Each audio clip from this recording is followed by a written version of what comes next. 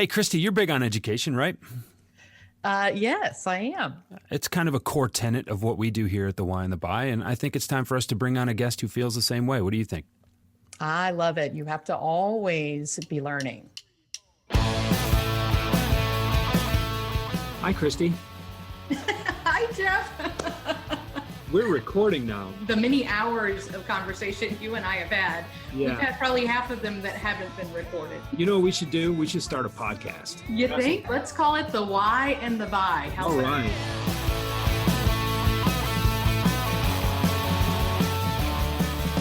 And welcome back to the Y and the Buy podcast. Christie, how the hell are you today? I'm doing great. How are you today? Yeah, I'm doing really well. Feels like we were just here maybe 24 hours ago, maybe 20 hours ago.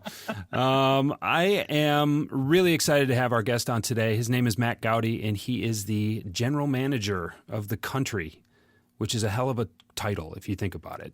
For a medical device company called Medacta, Matt and I have interacted with each other over the past couple of years, and I'm excited to bring him on here because this is prospecting month. And Christie, you know that when it comes to selling, if you can't differentiate, you can't sell anything. I swear that's I listened to a podcast about that just recently. You may have. I should probably put that on T-shirts or something at some point, but maybe when I grow up one day. But what Matt is here to talk about today is the way his company is really disrupting the orthopedic industry because they're using education. And in a very, very forward-thinking way, in a very progressive way, in a way that they're actually concerned about making surgeons better surgeons, not just getting surgeons to use their products. And I think that may not be significant to some of the people out there, but Matt will tell us that that's really a sea change in the way business is done in medicine. So, hi, Matt. Thanks for joining us today. Thanks for having me. So how did you end up where you're at right now with Medacta?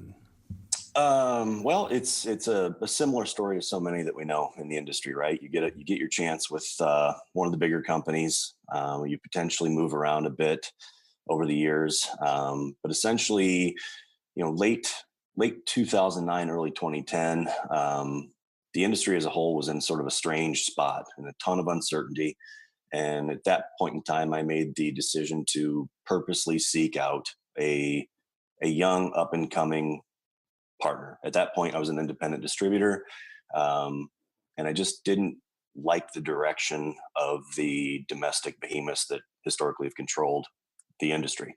So I stumbled across this little Swiss company that no one had ever heard of, and it was different, and it was different on purpose, and that really resonated with me. And I can, I'll spare you all the details, but it was, they were going about business in a completely different way.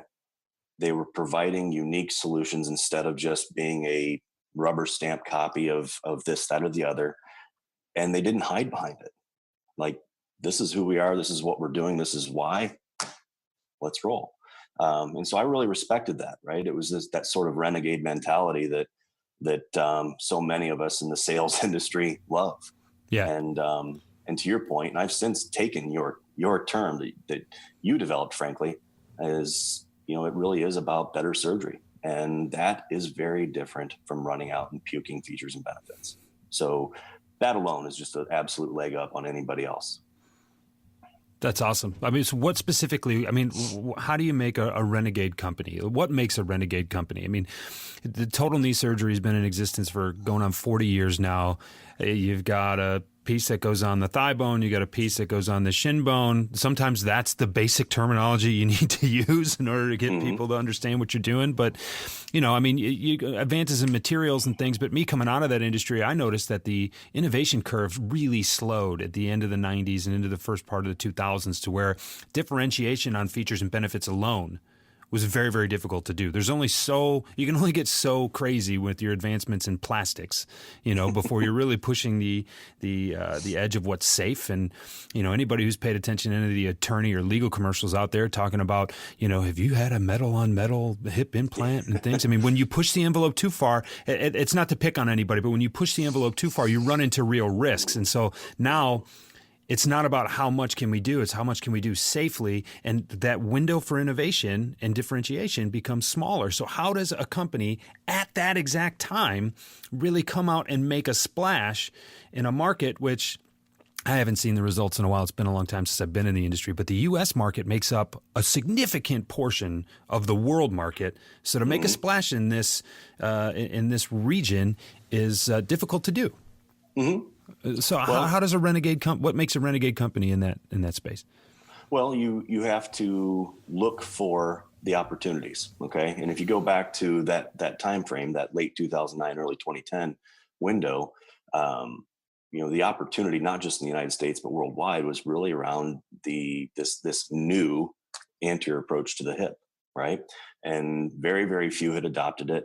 They were largely being cast aside as marketers, and the ones that did research and wanted to look at it really didn't have a company out there that was a partner. Okay.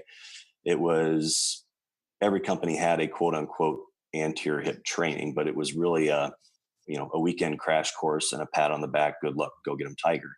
And that led to a lot of the, quote unquote train wreck stories that we hear about the early learning curve. Well, this company said, let's make that learning curve as safe as possible, do everything possible to get that surgeon through that learning curve with as few mistakes as possible. And the way they went about doing it was very, very unique, and therefore fell into that renegade category. What we were doing then and still today is far different from our competitors. The time, the energy, the money that we invest in getting a surgeon from the point of interest to proficient with a new technique or comfortable with a new implant, our competitors aren't willing to do it. It's you and I've had the conversation where, I describe it as what we do is client development, as opposed to what so many of our competitors do, which is essentially just chasing the next case, right? I got to get this, I got to get that. We do a completely different model, right? And to your point and your topic, it's about prospecting and finding that right target surgeon that has an interest that we can solve, and then getting them into that educational process that I alluded to. It's just a different story to tell when someone selling for Medacta goes out. Their job is not to get the commitment as soon as possible. Their job is to get the surgeon engaged in the educational process and get out of the way. And surgeons sell surgeons. Sales reps don't sell anybody, right? Sales reps' jobs are to let the customer convince themselves, right? Because no one likes to be sold. But if you get a surgeon with another surgeon, a like-minded colleague, and get out of the way, it'll happen. And that's our model. But it takes time, it takes money, and that's just different from what some of the others are doing. I think it's interesting, and I'm representing the non-medical device field here, so this is not my background. And so it's a little frightening to hear that it is a renegade approach to educate through the entire process. Well, am I hearing that correctly? Being someone you might be put on at some point for a knee replacement or a hip replacement, is it that really the way the market is designed today?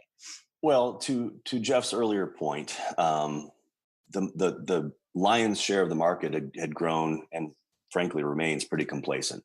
A lot of splitting of hairs and trying to differentiate things that really aren't that different. And so therefore, when you're selling for one of those companies and you're out essentially splitting those hairs, it's not a big leap of faith to ask a surgeon to try it. Okay. But what we're out doing is saying, look, hips do great. It's one of the most successfully reproducible procedures you can get done in terms of an elective orthopedic procedure. But we think this approach is just a little bit better, and going out and finding surgeons that are willing to investigate it as well. That's very different from just asking them to try a different widget. Okay. And that is what requires the more extensive training. If you go to a surgeon and you show them, and I'll just use, very, very simplistic terms for you, but if they're used to a certain brand product. Okay. And what a competitive rep is going and showing them is essentially the same thing with perhaps a slight tweak or variation in one particular size offering or offset or something to that effect. That doesn't require a lot of training. It's largely run of the mill with what they're used to. You go and you change the way that they approach a joint, the way they position a patient, the way they set up their room, and then the implants happen to come along for that ride. That's a different model. In the knee space, it's a similar story where, look, every company on the planet has option A, B, and C. We believe that there's this concept that's a little bit better. Believe strongly, and our numbers prove out that we're onto something. But it is fundamentally different from what so many of the surgeons out there are used to, that we really want them to feel it, see it prior to doing their first procedure with their patient. So if they'll go visit one of our surgeon proctors in their OR, see a handful of cases, really interact with a surgeon for a day, that'll oftentimes do the trick. Otherwise, we do host these cadaver labs on a monthly basis, and get them in there and let them, as I say, let them feel the differences between perhaps smaller sizing increments than they're used to. Definitely a difference in kinematic behavior of what we're pushing versus the competitors. But make sure that when they walk into their OR to use us for the first time on their patient, it's not the first time that they're being exposed to it. Right. And what I love about this is it almost sounds like an ecosystem, that you're selling everything that the product affects, not just the product. And that education process is huge. And again, it's still shocking to someone who's not in that industry that this is considered, this level of depth and authenticity is considered renegade. Well, let me let Matt off the hook a little bit and fill you in, Christie. Why? We don't usually do that. So most times, if you take a total hip, for instance, and these surgeons go out and they spend 5 years in residency, and a lot of them spend an additional year in fellowship. In residency, you cover everything in orthopedics. In fellowship, you cover that specific specialization, right? That's what you come out of a fellowship in adult reconstruction, and all you want to do is total hips, total knees, and revision, total hips, total knees. You're not changing the way you perform surgery when you need a new implant. Right. When you need a new implant, you take a look, and I took business from people, and I went in and they said, so how is this like my current implant? And the surgeon wants to be comfortable knowing that this is not an alien implant or something totally foreign to them. And you say, Doc, this is how it's like it. Now that you've made him comfortable or her comfortable that this is something that they won't feel foreign to them, then you have to do the hard work of differentiating it, which is really, really tough, because the way new products are approved by the FDA is you have to prove that it's similar to something else, and that's already been proven. And so when you come in, a lot of times you'll demonstrate the surgical technique. Most time it's, Doc, it's the same way you've been doing it for years. And then you come in and it's like, well, here's our plastic, and our plastic insert wears longer, so you're not going to have to do a revision. Or we've got different instrumentation that allows you to put it in with more accuracy. But the implant, don't worry about the implant. Yes, it looks just like the one you've always put in. It's the same material. It's all that. It's just different enough to get around patent infringement in some cases. And so then you'll do some training on some plastic models and stuff like that in the office. And then you'll go to a lab. The physician will get their hands on the instrumentation in a real live simulated situation, and they can actually see something with a unique anatomy, and then they can implant it, get it in their hands in a safe environment. And actually, I've seen good surgeons do this where they will create situations like worst case, like, okay, what happens if something breaks? What do I do?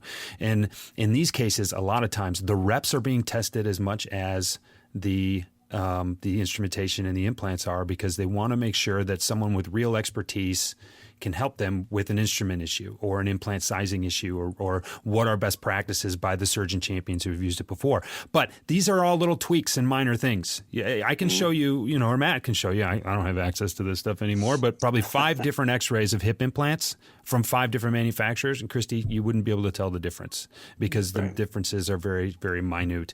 So to anybody out there who's listening, don't be concerned that your orthopedic surgeon is not trained well enough. This is not what it's about.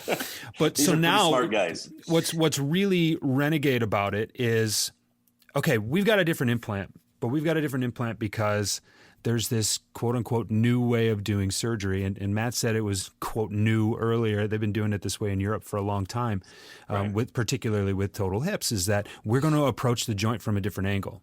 And now you've got different musculature involved and you've got a better patient outcome on the back end, but it requires different instrumentation, requires different implants, requires you learning how to do surgery again. Some of the behemoth companies out there, I'm not going to name names, but they're out there. Their interest, because a lot of them are publicly held, is we need profit. We need new products. We need to turn this over. We got to get this going because shareholders, we have responsibility to them. And these are great docs. Remember, they've done this for years. They can figure it out. We just need to get them comfortable with the implant. Medacta's not taken that role. Not because they think that's necessarily a wrong way to do it. It's clearly been doing that very successfully. It's been done very, very successfully. But they want to take some of those early inefficiencies with that process and make sure it's right. And what I've seen, just from knowing Matt and knowing a couple other people, friends of mine that work for Matt, the approach is completely different. The approach is one that is making sure and paying the extra time, the expense, making sure that this stuff is being done right. And that is what's radically different, is the level of investment they're willing to make. Because for them, it's about putting the outcome and the patient at the not at the expense totally of profit, but a lot more so than some of the other companies are willing to, and at least the companies that I've competed against in the past. So, I mean, Matt, would you say that's fair? I mean, you're settling for a lower profit margin, aren't you? Well, I mean, in the short term, yes. Sure. But all of what we're discussing here, you can really summarize, and I do this with our sales force and potential new reps all the time, is, our model is different from the standpoint that I have no interest in somebody trying something. Okay. So many reps in so many avenues of the industry, they think they've won when someone agrees that they're going to try something. If a rep calls me and says, "Hey, I had a great meeting with Dr. So-and-so, he's going to try this," I'm heavily discouraged, because trying things means, in my opinion, we're just going to jump in here and give it a shot and see what happens. And your success rate is so marginal at that point. I'd rather not bother. I'd rather tell a surgeon, no, thanks. Let's wait till you have time to really investigate this, by whatever means works for them. But to try it, that means 1 or 2 cases. They're going to identify the differences in, to what they're used to, and we're done. Right. But, really truly taking the time to understand why we're looking at something different and get them engaged with another surgeon so they can have a like-minded conversation. Now you've got something. Now you have a client. So Christie, let me just simplify my entire 5-minute diatribe there. A sales organization that's interested in playing the long game. That's renegade. Well, building raving fans, right? So, I mean, ultimately, if you're not just dabbling, if the surgeon is not just testing it out along with 15 other products that were in their office in the last 3 weeks, then you're truly building a raving fan base.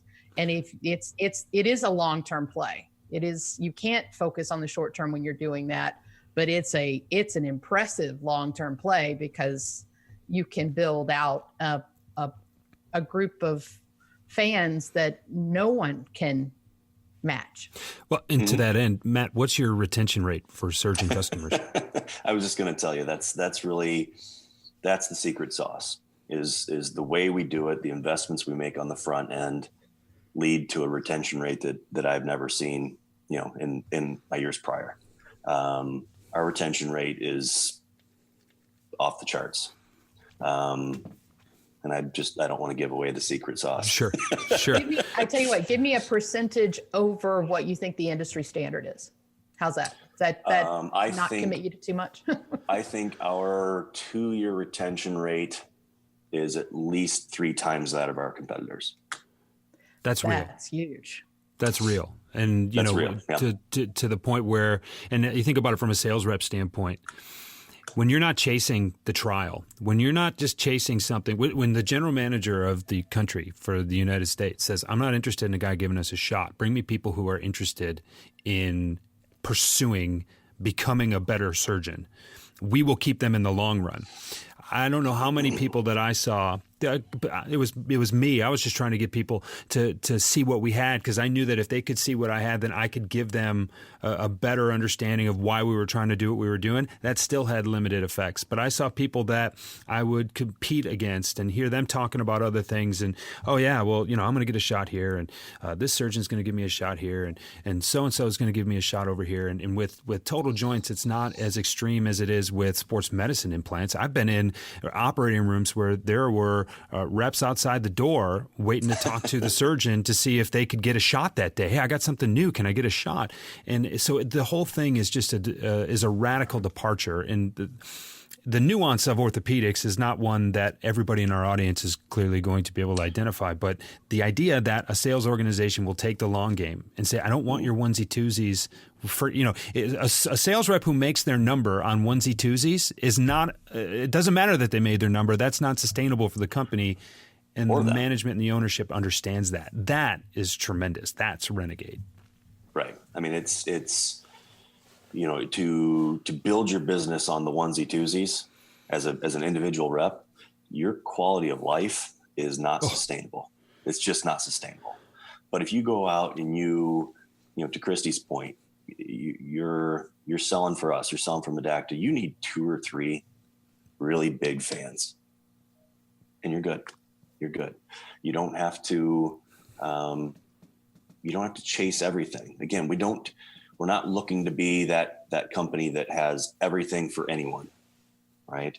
The best analogy that I've used, and it's teetering on a cliche at this point, just because I've used it so often over the last few years, is we are, to put it in everyone's frame of reference, our big competitors are Sam's Club, Costco, BJ's, to spread it out geographically a bit, where just about anyone can walk into any one of those facilities on any given day. They can find just about every single thing they might possibly need, right?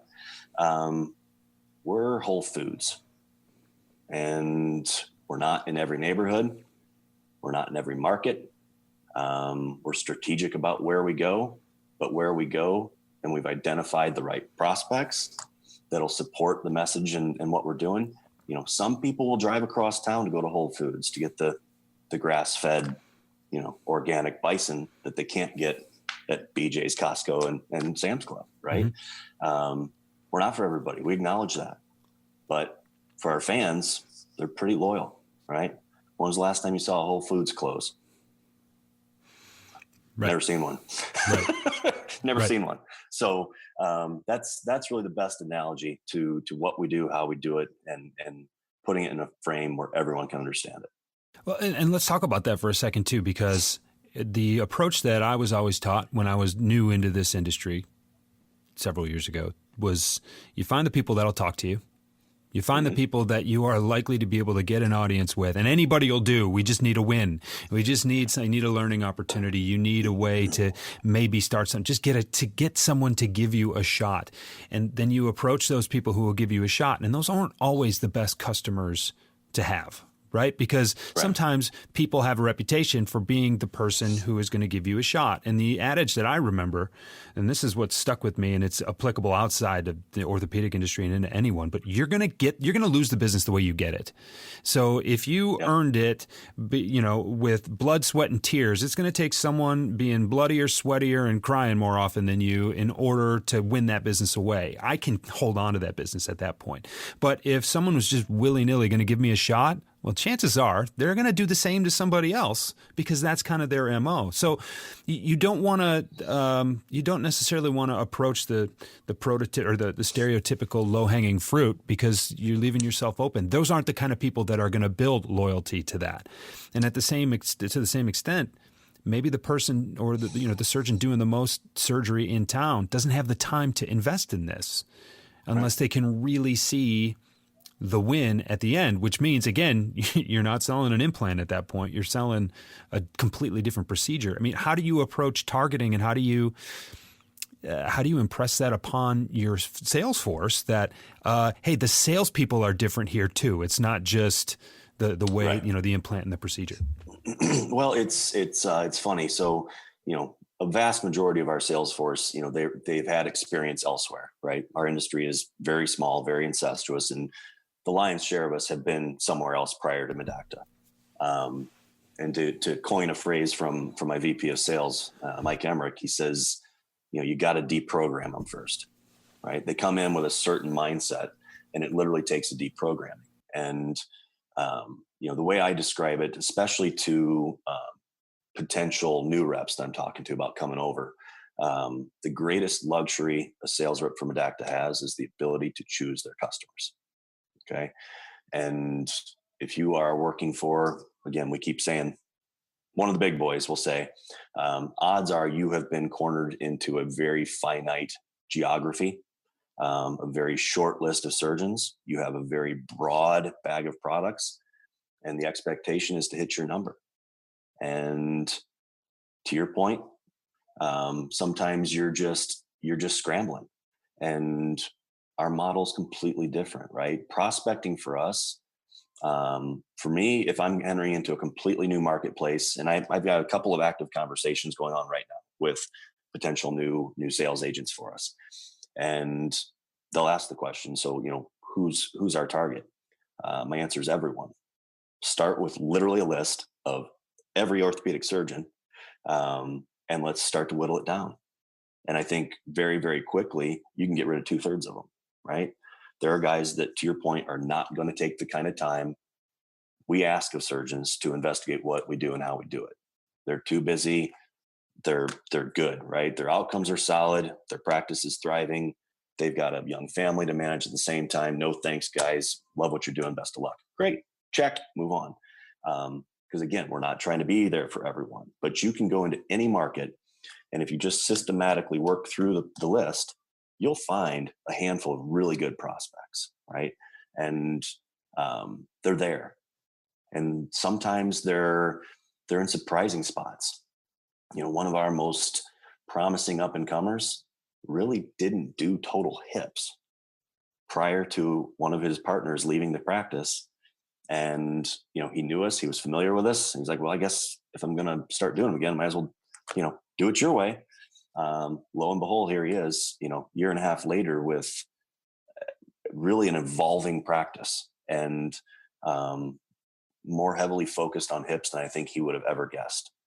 But had you not started with a list of everyone, you would have never gone and talked to him. If you like us, tell us. Send us a message at The Y and the Buy on Twitter, or leave us a 5-star review on iTunes or wherever you got this podcast. Jeff and I are beyond excited that you choose to spend your time with us each week. We'd love to hear from you. And we thank you again for your support and for your connection.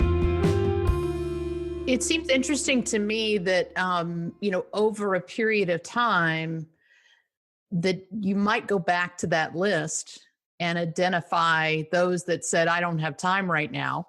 Mm-hmm. Have that the practices changed. They've gotten word of what you're doing. And then, so it's, you really can't ever abandon that list, right? You kind of have to all keep checking back. Like I say, at the very least, you want everyone to know who you are and what you're doing and how you're doing it. Case in point, literally just last week, in the midst of me rescheduling with Jeff, actually, I heard back out of the blue from a very prominent surgeon that, I really took a hard run at him probably a year and a half, 2 years ago, and the timing just wasn't right. And, just systematically, periodically check back in. out of the blue, he's resurrected, and now a few things have changed and the timing is right, and off we go. So, it sounds crazy, but for my reps, I literally want them to talk to everyone. We have a great mentor involved with the company who says, if you want to sell a lot, sell a lot. And so, in other words, practice makes perfect, right? And if your goal is to eventually build this great business, it's a numbers game. You just got to go out and get in front of customers, and you're going to fail and you're going to stumble, but you have to just keep going, right? And so if I instill upon our folks my expectation, talk to everyone, that will naturally help you prospect out. Well, you always have someone to talk to. And what you'll find is that you're talking to people that other competitors probably aren't. And sometimes it's just about having a conversation. And since you have a different approach, it's about having a conversation about surgery. It's not about having a conversation about, hey, will you check out my implant? Hey, will you try this? Hey, when are you going to give me a shot? It's like, hey, we're doing something a little different.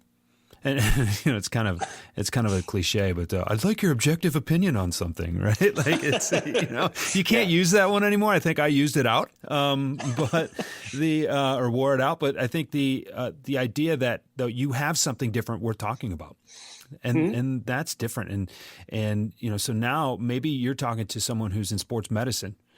And hasn't seen a total hip surgery in forever because, or a total knee surgery in forever because their partners take care of that and they focus more on shoulder and athletes and things like that. But you know what? They run the residency program, and they see a value in this for the future surgeons of tomorrow.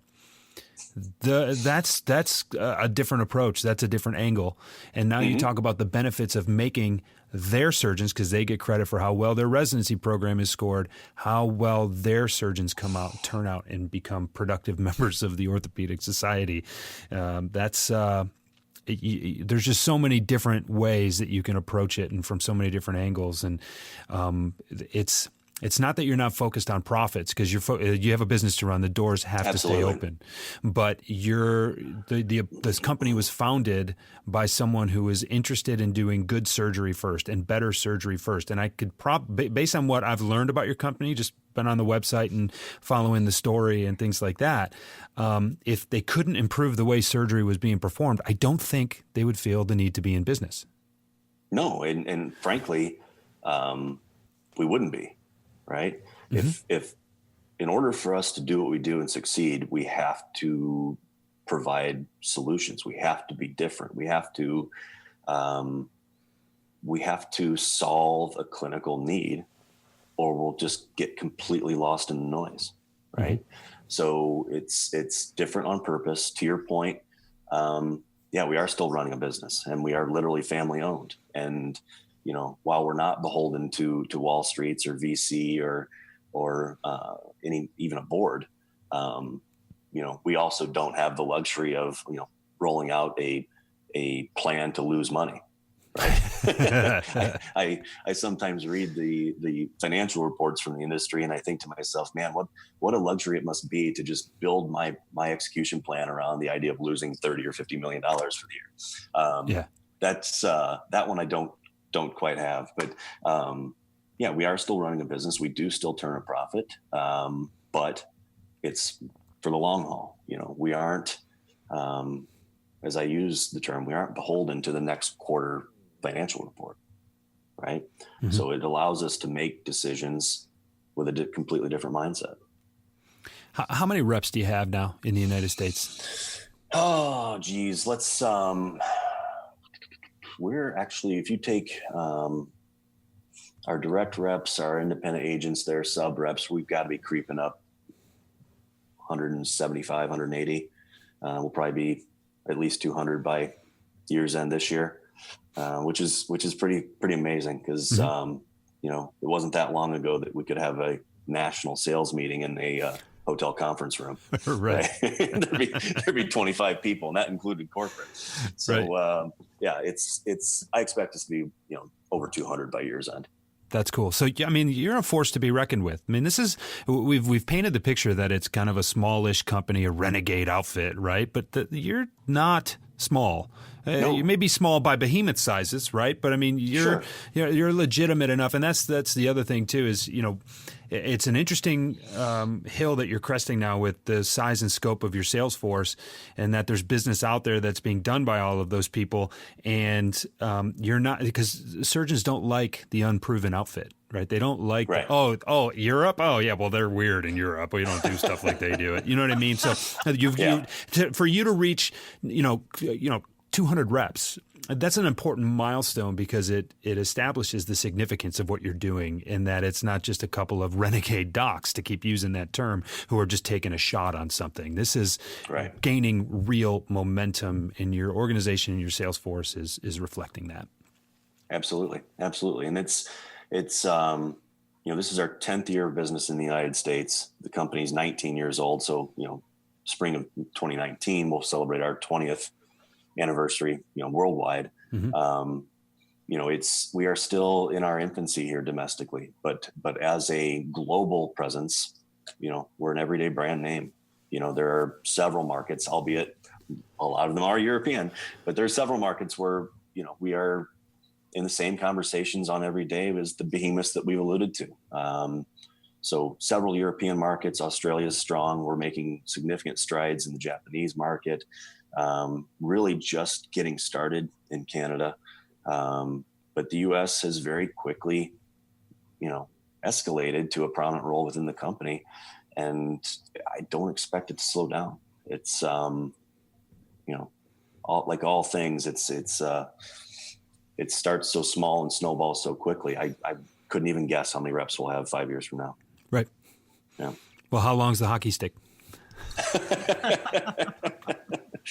Well, I love hearing the story and the approach to a business that a lot of people take for granted, right? I mean, I think that's it's tremendous to truly be able to be a renegade in that space, and to just take a different approach. And I think it probably speaks volumes about the culture of the organization that you've developed as well, and why you're not only adding so many people, but why your staff is sticking around too.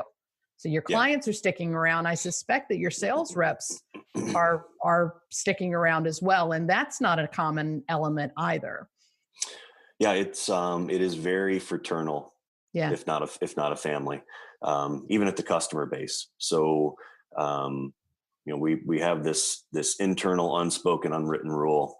That's rule number one. And I think I might've shared it with Jeff, but it's abbreviated NAA, and it starts with no and it ends with allowed. And, we stick to that. We stick to that at every level, and it guarantees that we hold on to that culture that you're talking about, right? It's, the best story I can share, and this will resonate more so with Jeff coming from the industry. We do these learning centers, these cadaveric workshops all the time. And, the last one, we frequently invite potential reps to come take a look and see what it is we're doing and how it's different. Our last event, I was talking to a couple of reps, and I was able to point around the room when we broke for lunch, and there were 3 separate surgeons that were there at this learning center, not because of some phenomenal sales job that our reps did, but because one of our current customers convinced them to come take a look. Okay. And that is so different than what's historically has happened. So these are surgeons that have gone through our process, and being so enamored with what we do and how we do it, that they go reach out to their colleagues and say, hey, you need to come take a look at this, and not just suggest it, but convince them to do so. So that speaks volumes, right? Yeah. When your customers are out selling for you, the Holy Grail. That's it. You're like, okay, I'm going golfing. I've done my job. Way to further the stereotype, Christie. Thank you. Yeah. Hey, that's a sales thing. It's not, Jeff has seen me golf. It's not pretty. I didn't say it was pretty. It's all good. So Matt, one of the questions that we ask every guest that comes on is, what is your why? What is my why? Oh, wow. Am I going to choke under pressure here? Lead me a little bit. Lead me. You can take it in any direction you want. Yeah. What do you, what led you to Medacta? You shared that a little bit, but what gets you to, what motivates you to take Medacta to the next level? Or why is Medacta the company that fuels your ability to do everything else in your life? You've got kids who are growing up. You've got a golf game that you like to work on from time to time. You're a human being on this planet, in this country. Why do you do what you do? Because I genuinely believe that what we're doing is better. And I've always been, it's not up behind me, but I've always been a David versus Goliath guy, right? So my former office, I had a David versus Goliath framed up on the wall, and I really gravitate toward that, right? Even as a kid, tell me I can't do something and look out, because I'm not going to rest until I prove you wrong. And this company and this methodology and the disruption that we're able to cause in this industry, that's what fuels me. I love it. There's nothing better than hearing the competitors talk about me. I love it. Right. When they start gossiping, you're doing it right. What's really interesting about that analogy that you make, and I love it. And one of the best books I've ever read was Malcolm Gladwell, David and Goliath. And David and Goliath is painted as an underdog story. When you really dig into it, David was uniquely and purposefully suited to slay the giant.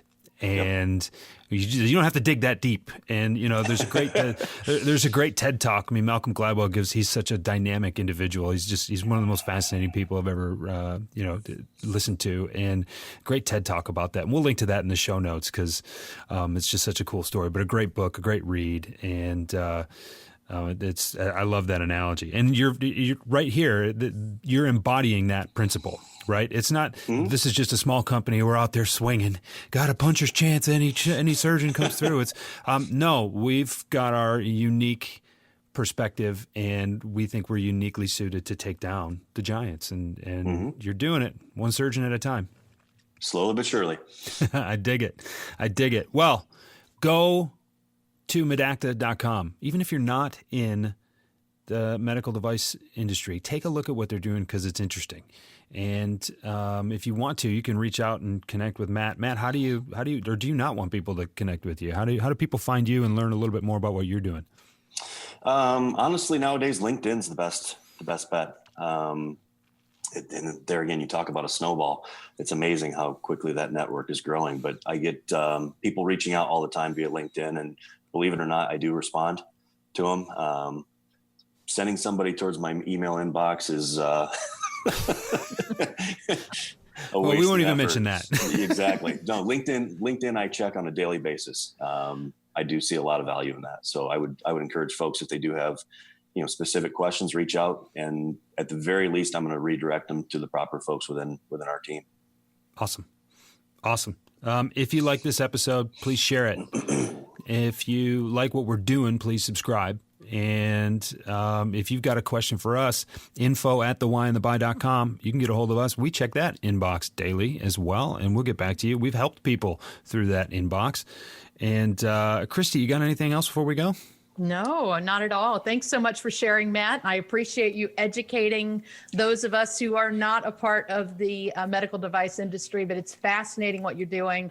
And from a sales example perspective, you're killing it. I love it. Well, thanks for having me. I appreciate it. Yeah.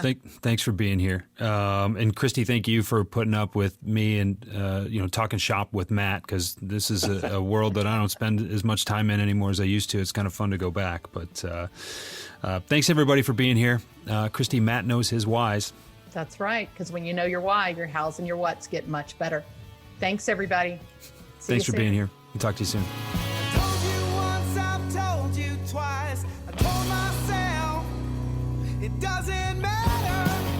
99% of your success is rooted in your understanding and subsequent mastery of the fundamentals. I don't care what it is that you're doing. I was introduced to the fundamental principles of sales when I read Jeffrey Gitomer's Little Red Book of Selling back in 2005. I actually bought it and gave it away 4 or 5 times before I finished it myself. Now Christie and I want to give you something. All of those lessons and so many more are now interactive and available online 24 hours a day, 7 days a week, 365 days a year on the Gitomer Learning Academy. It has never been easier or more accessible to invest 10 minutes a day in your sales success. Go to GitomerLearningAcademy.com to check it out and send us an email to gla@thewhyandthebuy.com and we'll get you set up with a free 2-week trial.